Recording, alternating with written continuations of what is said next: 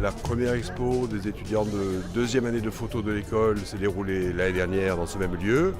Et dans la continuité, on a mis en place cette exposition écran cette année. Il y a 12 photos, ils ont travaillé à 24. Il y a 24 étudiants. C'est toute la section de deuxième année cycle professionnel de photographie. Qui va rester en façade du cinéma pendant les 4 mois de l'été, en espérant que cette deuxième soit la deuxième et surtout pas la dernière d'une série qu'on souhaite la plus longue possible. Le thème, c'était écran, pour avoir vraiment un lien avec le cinéma, entre la photographie et le cinéma. Et donc chacun l'a interprété un peu à sa façon, en essayant, dans la mesure du possible, de garder pareil, de faire un petit clin d'œil au cinéma. C'est toujours très intéressant de pouvoir voir justement l'ensemble, qu'on a chacun notre vision propre en fait. La mienne, alors voilà, avec ma binôme qui est Myriam Bernet, on avait l'intention de changer le point de vue du spectateur, de se mettre en fait à la place de l'acteur qui regarde ce spectateur qui est en train de le regarder en quelque sorte. C'est faire un jeu de point de vue. L'écran de télévision, l'écran de cinéma qui est prédécoupé dans cette scène comme s'il y avait une caméra et voilà. J'avais beaucoup envie de travailler sous l'eau en fait. Et ma pote donc, avec qui j'ai fait cette photo, elle avait le matos pour faire des photos sous l'eau, elle avait déjà fait. Et je voulais qu'on utilise ça, le côté voilà, de surface, de jouer avec ça et que du coup, on savait que personne le ferait en fait.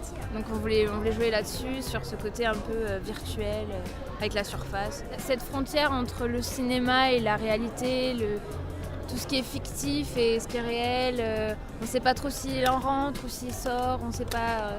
On connaît le personnage mais on sait pas tout en fait. On est très axé photo, action, mise en scène, donc tout naturellement on s'est lancé là-dedans. Donc on a voulu faire une mise en abîme assez un peu marquée quand même. On avait fait plusieurs essais, finalement c'est ce qui ressortait le mieux. L'ambiance très polar, sombre. Le spectateur rentre vraiment dans la scène, il devient acteur par rapport à l'image. Une scène on va dire relativement classique qu'on retrouve dans la plupart des polars ou des films d'action, on ne s'est pas forcément fixé sur un film précis. La main pour cette sensation de toucher, cette sensation de toucher la texture. Vraiment, en fait, l'écran, qui est le thème, a été pris ici comme une forme de texture en fait. De toucher par rapport à la surface qui est obstrue entre ce qui est à l'intérieur de l'écran et ce qui est dehors. On a visité le musée des Frères Lumière à Lyon et là ça a été coup de révélation. Ah ouais, et on s'est grosse dit révélation. Voilà, on va montrer en une image l'histoire du cinéma.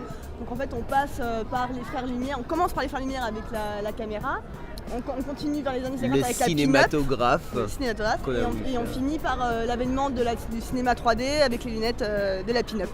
C'est la pin-up de tous les James Bond. C'est la pin-up de base, c'est la pin-up qui a la classe. Du cinéma quoi. Voilà. Pourquoi cet œil ? Alors on a choisi déjà un œil parce que pour nous c'est par là qu'on voit, donc par là qu'on voit des films. Et donc on se disait que c'était le plus intéressant. Et après on a choisi de mettre l'image d'un film, donc là E.T., dans cet œil parce que c'est comme si ça faisait un écran, notre rétine devient un écran en fait. Qui rappelle la vision du film et les émotions qu'on peut avoir en regardant un film, etc. Notre talent c'est vous. Merci.